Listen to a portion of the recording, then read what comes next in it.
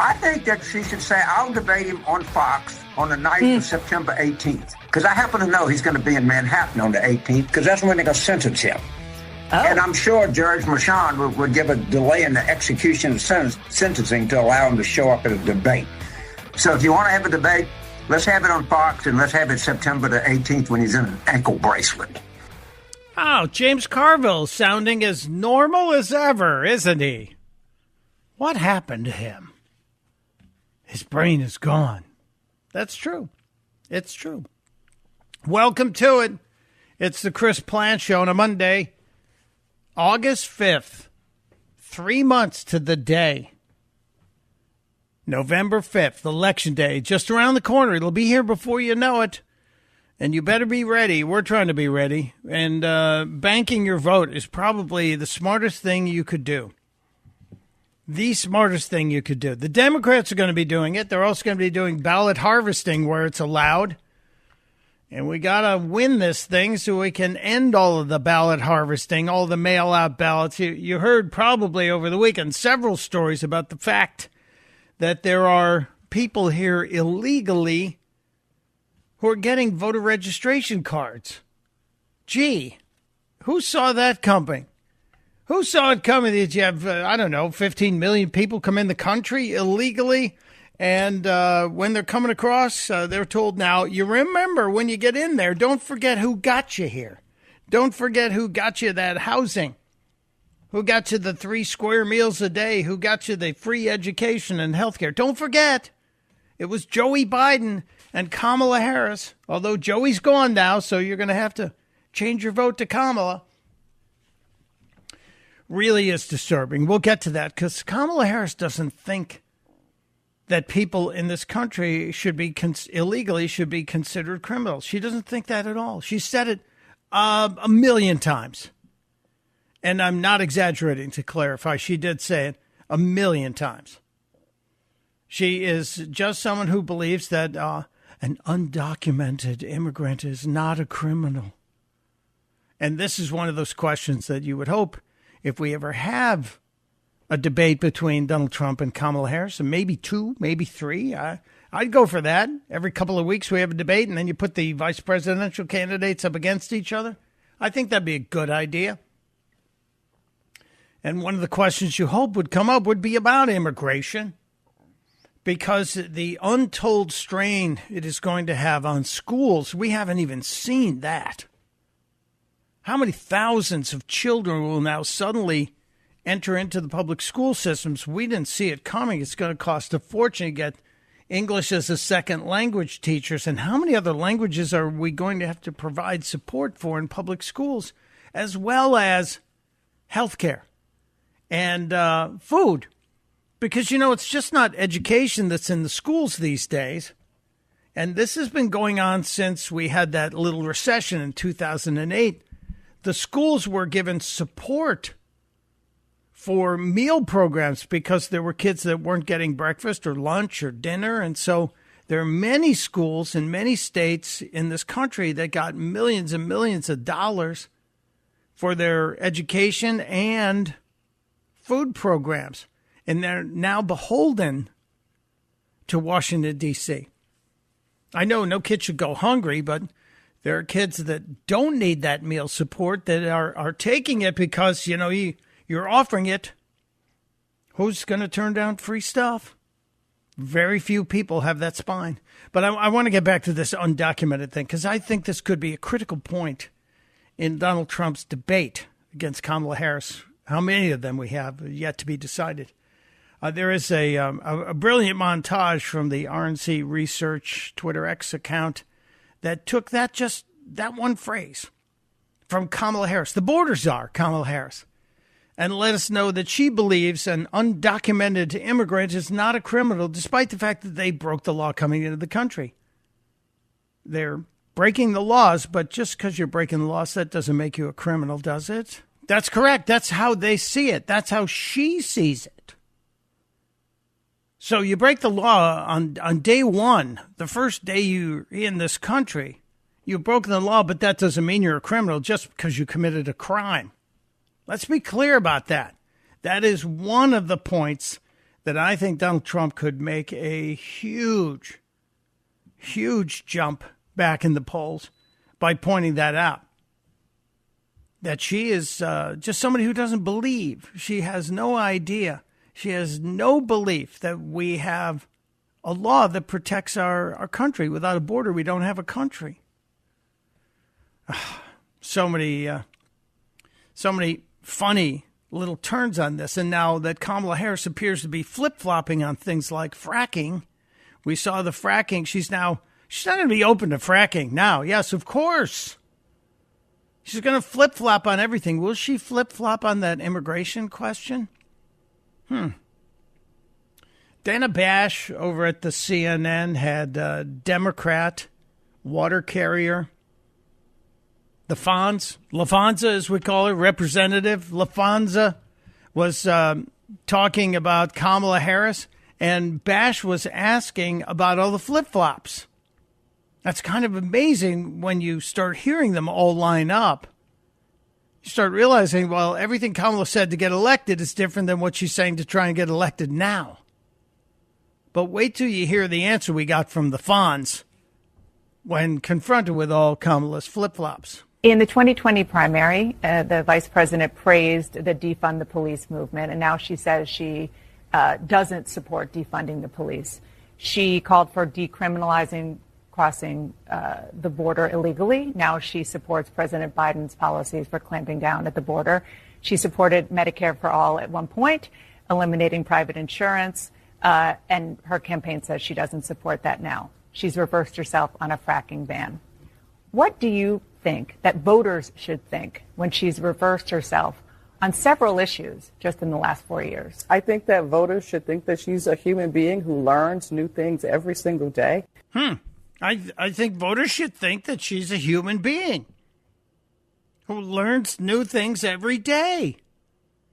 So the things you've been saying for years and years and years and years and years, well, they don't matter. They don't mean anything.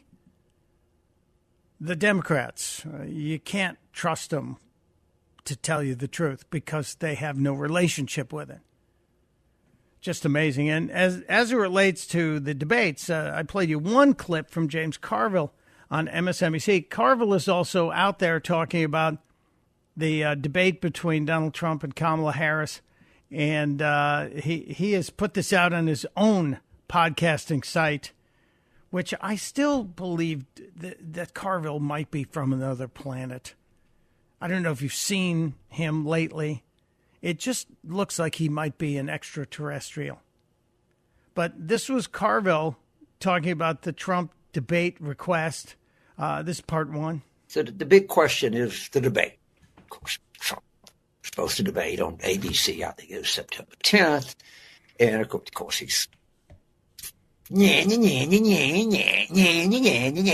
Trump is scared to debate a girl.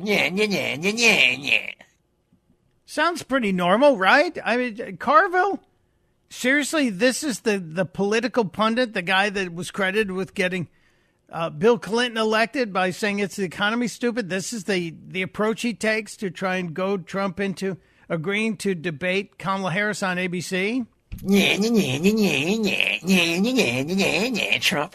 Trump's afraid to debate a girl. And MSNBC is paying him to be a contributor as well. But here's the second part of that, which this is his summary on what he advises Donald Trump and Kamala Harris to do, and specifically Kamala. I think, I hope somebody in the vice president campaign is listening. I think we should accept the Fox debate, and I think the debate should take place on the night of September 18th in New York City. And I think we should be gracious to former President Trump. He's old and he's kind of losing it, but I happen to know he's going to be in Manhattan on September 18th. Well, James, how do you know that? Because that's the date his sentences his fat ass. So tell Fox, you'll be glad. You'll show up in Manhattan. They got a studio there. I've been in it before.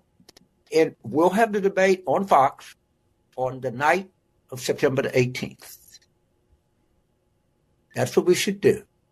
I'll be checking back with you. I know everybody's waiting on the Vice President news, but until I do, do me a favor. Go out and hug somebody. Please. Thank you.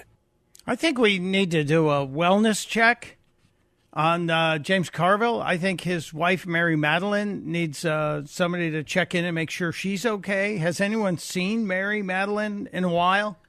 Could she be tied up in the basement? I just very worried. And, he's giving this advice. He's body shaming the president, and then he's talking about hugging people. He wants people to go out and hug someone. I think there's something very wrong with James Carville. I don't see Donald Trump slipping. I don't see Donald Trump giving up an inch at all. As a matter of fact, he sounded pretty solid over the weekend. Saturday, he was in Atlanta, Georgia, and kind of predicted what we seem to be experiencing today with the economy. If Harris wins this election, you will quickly have a Kamala economic crash. You could have a crash. You could also have a crash like in 1929, more specifically, because that's where we're heading. That's where we're heading. He's saying bad indications on the horizon as it relates to the economy. I think he's dead on.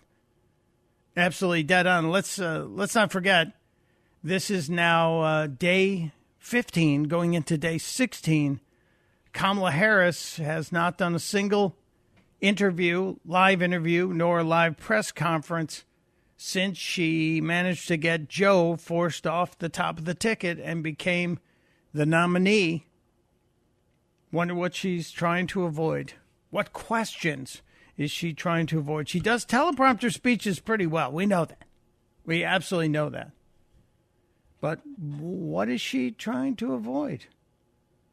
They're very proud of Bidenomics. They tell us as often as they can. All that, ladies and gentlemen, and everyone else, that is called Bidenomics.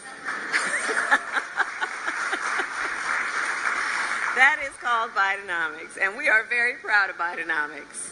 Well, now it's Kamalanomics. That we have renamed it Kamalanomics, madam, and you are going to take full control. It is Kamalanomics, and you own it. Lock, stock, and barrel. It is Mike Opelka, that's me. I'm in for Chris Plant. You want to join the conversation, you can. 888-630-9625, 888-630-9625. We're keeping our eyes on everything that's happening as it is unfolding halfway around the world, with it looks like Iran and Israel are ramping up for a serious confrontation. There is a security team meeting at the White House that's going to be happening in the Situation Room around 2 o'clock today. I think that's going on. And we're also watching what's happening at the Olympics as the Americans are putting on this final week rush. We got to catch China in the gold medals. I think we should, since we're doing all the running and jumping these days. And a few more reports from the weekend, as well as the Byron Donalds face-off with George Stephanopoulos. Oh, that was a good one. We'll break it down. It's Mike Opelka, as I said, in for Chris Plant on The Chris Plant Show. You're listening to The Chris Plant Show.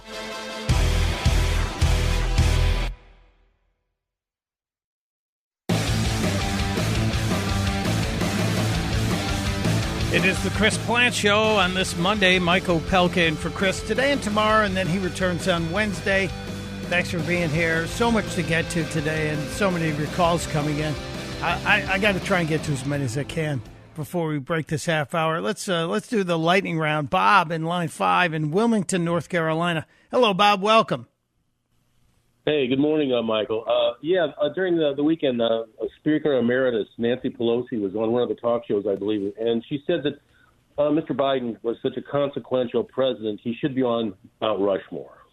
Yes, well, she was on with Leslie Stahl, and Leslie, stalling for time or the truth, asked her about Biden and whether or not she was one of the architects for pushing him out, and Pelosi denied it, and then went on to say, in case anybody didn't hear it, went on to say this. So he was in a good place to make whatever decision, the top of his game. Such a consequential president of the United States, a Mount Rushmore kind of president of the United States. Yeah, she said he should be on Mount Rushmore, that we got room to put more faces up there. Well, I would also add Larry, Curly, and Moe, okay? That was my next thing. Well, you know who's really got to be offended at that is Obama and Clinton, because they thought they were next in line. And there are a bunch of Democrats, I said this in the first hour of the show, there are a bunch of Democrats who just like to blow up Mount Rushmore and take it down completely. Oh, yeah, well, I can see 100 years from now that I'm sure those faces will be taken down and there'll be a new set eventually. I can almost guarantee it. And we'll put up Joe and Joe and Joe and Joe, all the different Bidens up there. Thank you, Bob. That's great.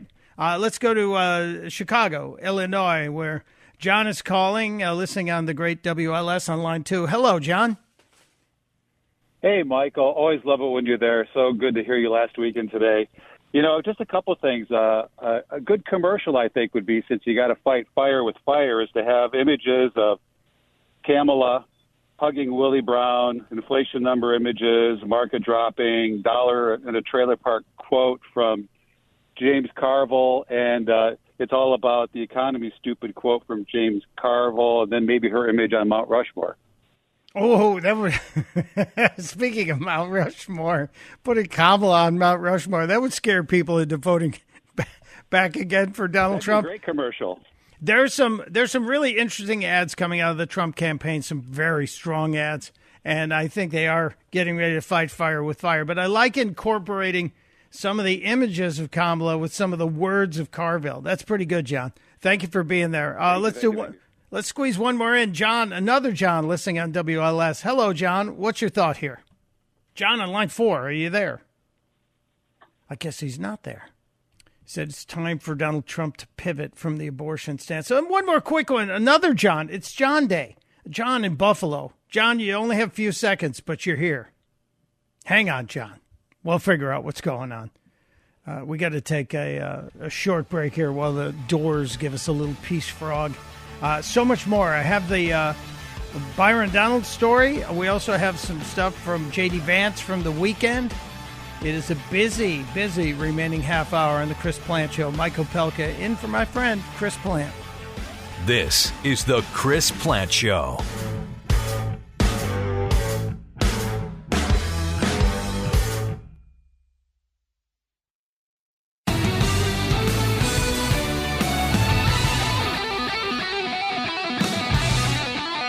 It is the Chris Plant Show. Mike Opelka in for Chris. He returns Wednesday.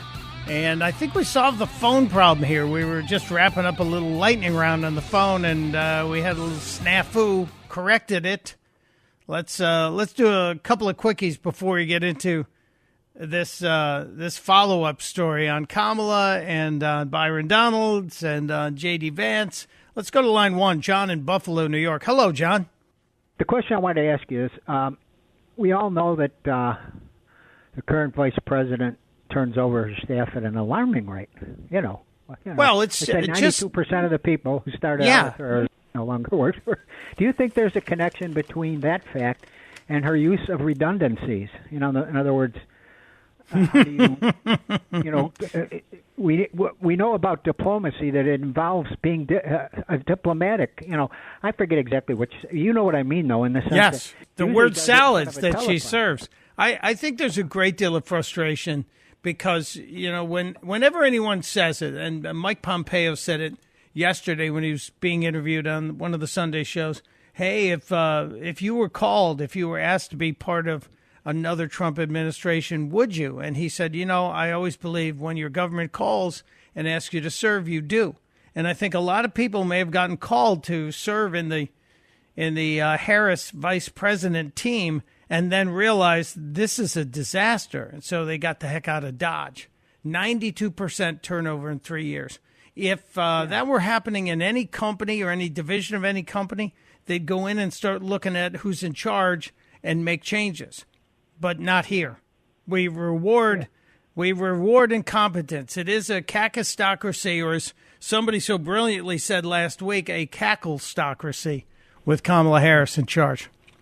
But you're right. Yeah, I mean, as far as her, the way she speaks, if she did it in front of a teleprompter, she could go behind, afterwards say, all right, who's responsible for this? You're fired. But I think on the tarmac with Biden, I assume it was spontaneous. And maybe she's gotten so used to using those ridiculous, phrases that, or you describe something by using the word itself, that she does it when she can't help herself. You know what I mean? Well, that's why we want a live debate. That's why we want a live press conference. That's why she also sat in a running SUV last week for 30 minutes studying her binder before she came out and read the notes in the binder. So she couldn't even memorize that brief statement. So, there's a problem there with extemporaneous speaking, which Donald Trump doesn't have that problem. And we've seen that. But thank you, John. Appreciate it. Thank you for being there. Quickly, let's go to Wallace in Kansas. Hello, Wallace. Hey, two things. One, Kamala says illegals that, jump our fences and cross our borders are not illegal, and it's not a criminal act. But what would happen if myself as a citizen hopped the fence at the White House? Could I just proclaim myself an undocumented visitor, and that should be fine? I'm free from repercussions. And then number two, I'm surprised we even have an Olympics anymore, because it just appears to me that anyone who can run, jump, or swim has already made it to the U.S. Yeah, we should have a much better Olympic team if that were the case. I get angry, Wallace, when we watch the Olympics and these people say I'm running for or jumping for, swimming for, who gives a heckastan, but I live in Florida and train in the United States. I think if you train in our country, if you're here, it's like taxes. If you're in one state for more than half the year and you're training there, you shouldn't be allowed to play against us. I wondered why the basketball team from Puerto Rico is allowed to play against the United States team. We beat them handily, but seemed like that doesn't seem right. If you can vote in our presidential elections, you should be, if you're a citizen, you shouldn't be able to have a team against our team in the Olympics. But that's an argument for another day. I agree, but thinking about that, illegally entering somewhere, what would happen if you hop that fence at the White House? Though realistically, the Secret Service is going to put you to the ground, and you're going to have a gun at the back of your head. You're going to have a dog on your legs. You're going to have a Belgian Malinois that is cut loose, and you will be taken down by that dog. And you will be bitten several times, and then you'll get the gun to the back of your head. But you're right. You know what? And they won't say anything about the dog, but if you use the dog on an illegal, they will go back. You're reminiscent of how police used dogs against, black folks in the 50s. That's what they'll equate to, like the horse whipping, of the blacks at the border when that didn't happen. It's just you're right. Standard. Yeah, you go to jail as a citizen. If you're an illegal, you get a plane ticket, free meals. You get an apartment, and you get a food stamp card that sometimes has thousands of dollars on it. Yes, it is, and people are starting to wake up. That's the good thing. Voters are starting to wake up, going, wait a minute, what are they spending on the people here illegally versus what are they spending on the roads, on the schools, on the people that need it? And it's if we focus on that, I don't think there's any way to lose this election. But thank you, Wallace. Appreciate you being there. I got to get to this battle between George Stephanopoulos and Byron Donalds. Byron Donalds, as I said, congressman from the reddest district in the reddest state of Florida. He represents the people of Fort Myers, Naples area. And I've sat with Byron on a few times. And I think he's just one of the great future Republican candidates in any position. I know Florida thinks maybe he's going to be the governor. I wish he was the vice presidential nominee. I like J.D. Vance, but I wish this guy was. And here's how he went up against Stephanopoulos, as Stephanopoulos was intent on trying to drag Donald Trump through the mud over Trump's questions about Kamala Harris. And is she Indian American or is she African American? And Donalds, who happens to be a black man, had opinions. And you just repeated the slur again. If it doesn't matter, why do you all keep questioning her identity? She's always identified as a black woman. She is biracial. She has a Jamaican father and an Indian mother. She's always identified as both. Why are you questioning that? Well, George, first of all, this is something that's actually a conversation throughout social media right now. There were a lot of people who are trying to figure this out. But again, that's a side issue, not the main issue. The main issue. Sir, 1 second. You just did it. You just did it again. Of the United States. Why do you insist on questioning her racial identity? You want me to talk? I want you to answer my question. George, now that you're done yelling at me, let me answer. He talked about it on the stage yesterday in Atlanta for 2 minutes? He spent more than 35, 40 minutes going after her record, talking about how radical of a senator that she was. She was the most liberal senator in the United States, in the United States Senate. That is a fact. He talked about the job that she did as vice president of the United States, a job, I will add, which has been a failure for the American people. I know you guys like to glom on to this that he talks about in jest or in a serious manner for about a minute or so, but what you do not cover is the litany of failures of Kamala Harris. That's what you're not covering, George. So questioning somebody's racial identity for a couple minutes is okay? George, I'm going to tell you again, he brought it up. AP is the one that wrote the headline when she first came in to the United States Senate. Didn't talk about her being black, talked about her being the first Indian American senator. AP brought that up. I mean, George, we could have this conversation for the entire segment, but none of this matters to the American people. That is the actual nail in the coffin of the Democrats' arguments and their helpers in the media. None of this matters to the American people. What matters to the American people, and we're starting to see it right now again, it's bubbling up. What's happening to your wallet? What's happening to your savings? What's happening to your 401k? What's happening to your schools, the streets in your town? All of that is more important than this madness that they're trying to separate us by using race. It really is insane. And I'm so glad Byron Donalds called out George Stephanopoulos on this. It was well done. He is so good on his feet. And he's the one I'm very glad is a rising star among many in the Republican Party. And while we're talking about it, I said I wish Byron Donalds were the VP nominee. J.D. Vance, I thought, acquitted himself very well at the rally in Atlanta. And this happened Saturday night. And he was responding, J.D. Vance was responding to the constant barrage of being called weird by not just Kamala Harris, but by the left. And he went straight at it. Every time the Democrats attack us and attack our movement, they can't help but tell on themselves. They reveal how much they hate the American people. Now, remember this. Remember, Barack Obama said we cling to God and guns. Remember that? Hillary Clinton called us deplorables. And now Kamala Harris says we're weird. Well, Kamala, I'm glad you brought that up. Let's talk about some things that are weird.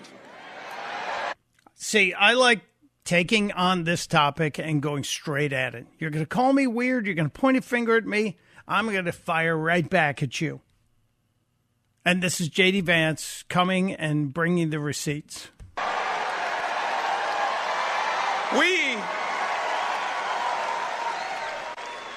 We think it's weird that Democrats want to put sexually explicit books in toddlers' libraries.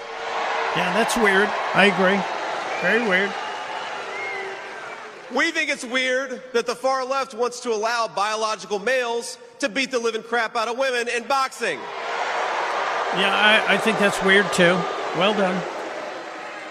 We think it's weird for a presidential candidate to bail convicted rapists and murderers out of prison, and that's what Kamala Harris did. Spot on. He goes on for another minute, and it is all excellent stuff, and this is the direct response we have to deliver. And the other hidden, I guess, weapon of J.D. Vance is his spouse. And if any relatives of the family are listening, and if I'm mispronouncing it, I apologize. Usha, I think her name is Usha, who he met in law school, and she is, she's not a white lady. I think she's Indian as well, is she not? I believe so. And so they have biracial children. And Usha was on Fox with a couple of things to say, specifically about some of the attacks against her husband, the attack on his comment, allegedly the comment about cat ladies that he said. Here's Usha. The reality is, JD made a quote. I mean, he made a quip. And he made a quip in service of making a point that he wanted to make that was substantive. And I just wish sometimes that people would talk about those things and that we would spend a lot less time just sort of going through this 3-word phrase or that 3-word phrase, because what he was really saying is that it can be really hard to be a parent in this country. And sometimes our policies are designed in a way that make it even harder. And we should be asking ourselves, why is that true? What is it about our leadership and the way that they think about the world that makes it so hard sometimes for parents? I think it's also incumbent upon everybody who wants to make a point about the cat lady clip that you should listen to as much of that clip as possible. The mainstream media is only cutting that little bitty part. J.D. Vance talks about people who tried to have kids, who haven't found the right partner, who have just had no fortune in having children because of their biology, or, again, they have not found the right partner, not found the right husband or wife in order to have children. And the left seized on the crazy cat lady comment. Usha Vance talking more with Fox and Friends this morning about the cat lady discussion. JD absolutely, at the time and today, would never, ever, ever want to say something to hurt someone who was trying to have a family, who really, was struggling with that. And I also understand there are a lot of other reasons why people may choose not to have families, and many of those reasons are very good. I think what I would say is, let's try to look at the real conversation that he's trying to have and engage with it and understand, for those of us who do have families, for the many of us who want to have families and for whom it's really hard, what can we do to make it better? What can we do to make it easier to live in 2024 and live a very full life that isn't just professional, that also has this kind of rich personal life and community behind it? She's so normal. And you know what? I just figured it out. Maybe this is why the Democrats are wanting to label J.D. Vance weird. Because he's weird compared to them. He's got a wife. They have 3 kids. They live in a nuclear family. Boy, that's weird if you're a Democrat. I get it now. Now I understand it. Okay, we understand. This is why you say he's weird. He's married with kids. That's amazing. All right, I got to take a break. When we come back, we'll do a quick wrap-up here. See if there's any last-minute thoughts on the phones. 888-630-9625. It's Mike Opelka in for Chris Plant on The Chris Plant Show. There's only one Chris Plant. The Chris Plant Show.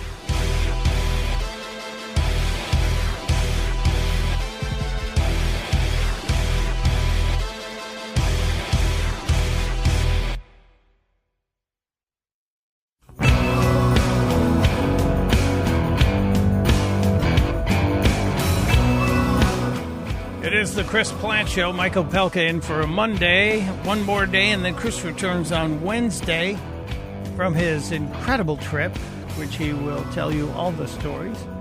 I appreciate you being here. Before I get out of here, I want to grab one quick call, but I also saw this. CBS News is doing a lot of polling about who's going to be better for you, and I think that is ultimately the question between Trump and Harris.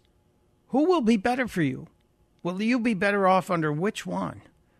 Kind of fascinating. That's really important because some things in this race have not changed. The idea that you would be better off financially if Trump were elected, Trump still has a big advantage over now Kamala Harris on that. And the idea that his policies would slow or decrease the number of migrants trying to cross the border, that he still has an edge on. Yeah, and those are probably the 2 biggest issues. The border and the economy. And Donald Trump has a massive edge. So accentuate the positive. Focus on the policies. If you go to Kamala Harris's website, you'll notice something missing. Policies. Nothing on policy there. It is an empty vessel. A truly empty vessel. And I think Terry in Charleston, South Carolina knows that. Hello, Terry. Welcome to the Chris Plant Show. Good morning. How are you doing? I'm good, sir. Are you guys staying dry? What's the forecast? No, it's pouring right now. Debbie's going to do the entire Southeast. Debbie does the entire Southeast. That's not the sequel I don't think we were looking for, Terry. I'm sorry. I'm not laughing at you. I agree. I'm sorry. Go ahead. I think Kamala's brain works like a hamster wheel with room for one, maybe 1.5 platitudes at a time. Yeah, but, if we get her running on that hamster wheel for a couple of days, maybe we could hook up some kind of electrical generation device to it and maybe power something. I don't know what, but maybe we could power something with it. There's Terry, the Green New Deal. It is the Green New Deal. It's human. I shouldn't say that because eventually they'll say, well, that's what we're going to do. We're going to put treadmills in everybody's home, and you're going to have to keep walking on them to keep the lights on, to keep the TV on, to keep the computer and the internet going. I shouldn't even speak that out loud because somebody will propose it, and they'll pay them billions of dollars to sell us all treadmills. Terry, thank you for being there. To all our friends in South Carolina and Georgia and Florida and up the East Coast, North Carolina, stay dry, stay inside. Make sure you got batteries in the flashlights. Just a simple thing. Debbie is coming after us. Not happy about it. It is Monday. Tomorrow is Tuesday, and that's my Friday because I'm in one more time for my friend Chris Plant. It's Opelka in for Plant on the Chris Plant Show. Testudo, my friends. Testudo.